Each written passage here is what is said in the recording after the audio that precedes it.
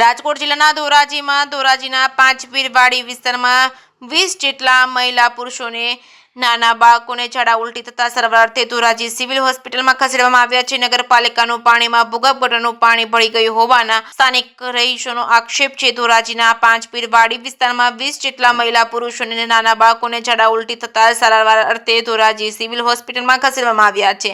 ધોરાજીમાં ઝાડા ઉલટીના કેસ નોંધાતા તંત્રમાં દોડધામ મચી છે। ધોરાજીના પાંચપીરવાડી વિસ્તારમાં ધોરાજી નગરપાલિકાની ભૂગર્ભ ગટરની પાઇપલાઇનનું પાણી પીવાના સાથે જોઈન્ટ થઈ જતા જ આ વિસ્તારમાં દુર્ગંધ મારતા પાણીના હિસાબે રોગચાળો ફાટી નીકળ્યો છે, જેને સંપૂર્ણ જવાબદારી ધોરાજી નગરપાલિકાની ગણાઈ રહી છે।